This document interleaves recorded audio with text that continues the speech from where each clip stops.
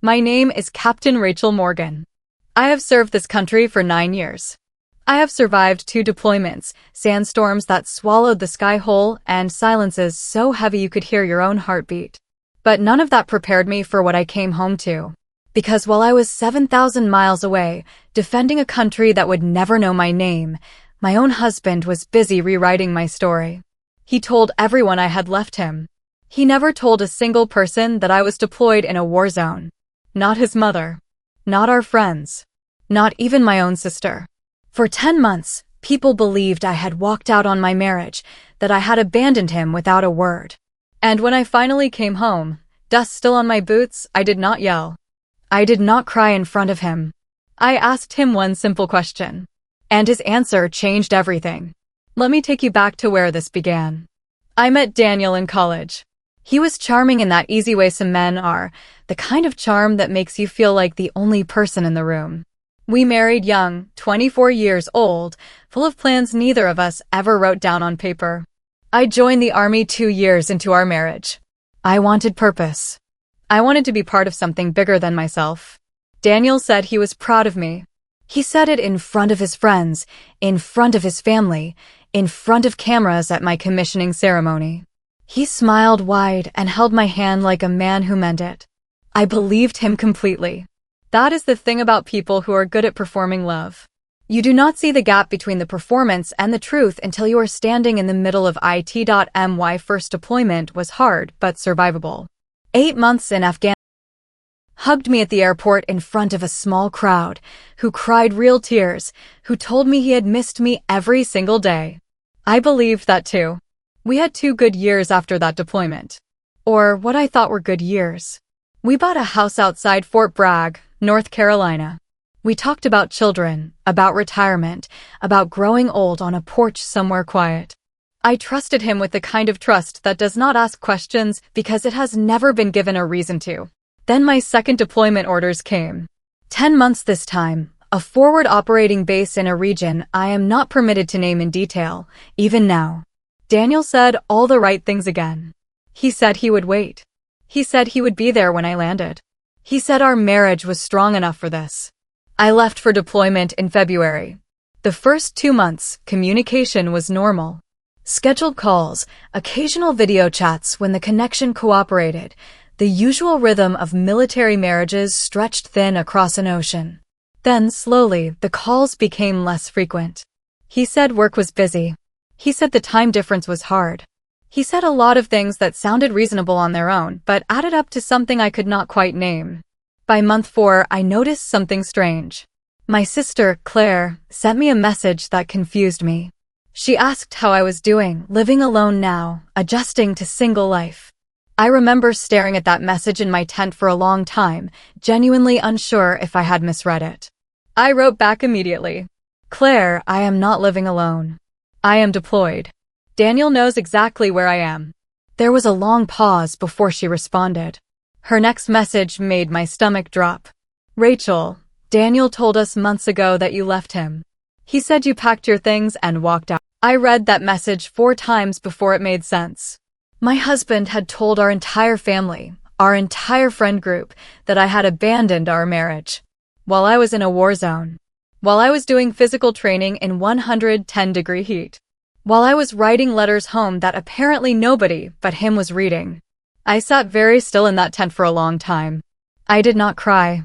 Crying was a luxury I genuinely did not have access to in that moment, with a mission still ahead of me and soldiers depending on my focus. What I felt instead was something colder. Something more controlled. I needed to understand exactly what had happened, and I needed to understand it without falling apart in the process. Over the next 6 weeks, piece by piece, the full picture came together through careful messages with Claire and with my old friend Monica, who had grown suspicious herself.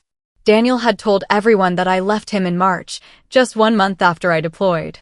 He said I had been unhappy for a long time. He said the military had changed me into someone he no longer recognized. He said he respected my decision, but it had broken his heart.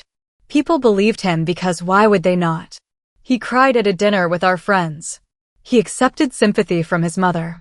He let people bring him casseroles like a grieving widower while I was eating field rations and counting down days until I could safely communicate again. But the story gets worse. Because while everyone believed I had left him, Daniel had started seeing someone. A woman named Brittany, who worked at his office. Monica had seen them together at a restaurant downtown, holding hands, looking exactly like a couple. When Monica mentioned my name, Daniel reportedly said, quote, "Rachel and I are over, she made her choice," end quote. He had built the distance simply did not exist in his version of events.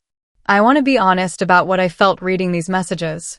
It was not heartbreak in the way people typically imagine heartbreak. It was something sharper. Something closer to disbelief mixed with a strange, focused clarity. Because here is what 9 years of military discipline teaches you. When something is broken, you do not collapse. You assess. You gather information. You determine the mission. And somewhere in that tent, surrounded by the hum of generators and the distant sound of helicopters, my mission became very clear. I was not going to come home and scream. I was not going to come home and cry in front of him. I was going to come home, gather every piece of proof, and ask him one question that would force him to either tell the truth or reveal exactly who he really was. The remaining 4 months of deployment were the longest of my entire career. Not because of the danger. Not because of the heat or the exhaustion or the distance. But because every single day, I had to function as an officer, lead my soldiers, complete my mission, while carrying the knowledge that the man I had built a life with had erased me from my own marriage. I told no one in my unit. I could not afford the distraction, and frankly, I needed somewhere in my life that still felt solid. My work became that place. I poured everything into it. I came home with another commendation. I came home sharper, harder, more certain of myself than I had ever been. The day I landed back in North Carolina, Daniel did not know I was coming. I had specifically arranged it that way. Claire picked me up from the airfield instead. She hugged me for a long time, crying, apologizing for believing the story even for a moment. I told her it was not her fault. Daniel had built something convincing, and people believe convincing things, just me. I stood outside the door for a moment before going in. 9 years of marriage. 2 deployments. A house full of memories I genuinely believed were real. I used my key. The house looked the same. His jacket on the hook. His coffee mug in the sink. Evidence of a life that had simply continued without me, exactly as he had told everyone it would. I heard him before I saw him, his voice from the kitchen, easy and light, the same charming tone I had fallen for 9 years earlier. He was on the phone with someone, laughing about weekend plans. I walked into the kitchen and stood in the doorway. He turned around. The phone slipped slightly in his hand. His face went through several emotions in rapid succession, shock, fear, and then, briefly, something that looked almost like he was trying to calculate his next move. He hung up the phone without finishing his sentence. "Rachel," he said. "You're home." I did not raise my voice. I did not move from the doorway. I simply asked him the question I had carried across an ocean and through 4 months of silence. Why did you tell everyone I left you when you knew exactly where I was the entire time? He opened his mouth, closed it, opened it again. I watched him search for an explanation that did not exist because there was no version of the truth that made what he did acceptable. Finally, he said, "Rachel, I can explain. It just got complicated." I told him I was listening. He said the distance was hard. He said he was lonely. He said at some point it became easier to tell people I had left than to explain that his wife was at war and he simply could not handle it.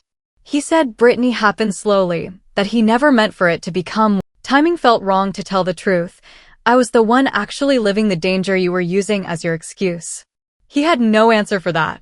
None at all. The silence in that kitchen stretched long enough that I finally understood something with total clarity. I had not lost a husband while I was deployed. I had simply discovered, very late, that I had never fully had one to begin with. I did not scream at him. I did not throw anything. I went upstairs, packed a single bag with the things that actually mattered to me, and walked back out the front door. Claire was waiting outside, exactly as I had asked her to. She did not ask what happened. She just opened the car door and let me sit in silence the entire ride to her apartment. The divorce process that followed was clean, almost disturbingly so, because I had spent 4 months in that tent gathering every piece of evidence I would need. Messages. Timeline documentation. Witness statements from Claire and Monica. Daniel had no leg to stand on, financially or legally. I kept the house. I kept my dignity. He kept Brittany and whatever story he decided to tell people next. I want to tell you what I learned from all of this, because I think it matters beyond just my own story. There is a particular kind of betrayal that happens not through a single dramatic act, but through months of quiet erasure. Daniel did not have to actively destroy our marriage in one moment. He simply stopped defending the truth of it, one conversation at a time, until the lie became easier to maintain than the reality. And I think a lot of people, military spouses especially, know exactly what that feels like. To serve something larger than yourself and come home to discover that the people you trusted to hold your life together while you were gone simply decided not to. If you are currently deployed or you love someone who is, please hear this clearly. Distance does not excuse dishonesty. Loneliness does not excuse erasure. If something is wrong, the conversation that needs to happen is difficult, but it is owed to the person serving, not hidden from them behind a story that protects everyone except them. And if you are the one who came home to find your story rewritten without your permission, know this. Asking one clear, calm question is not weakness. It is the most powerful thing you can do. Because liars rely on chaos to survive. They rely on you breaking down before you can think clearly. The moment you stay calm and simply ask for the truth, you take back every bit of power they tried to take from you. My name is Captain Rachel Morgan. I have served this country for 9 years. I have survived 2 deployments, a war zone, and a marriage built on a lie I did not discover until I came home.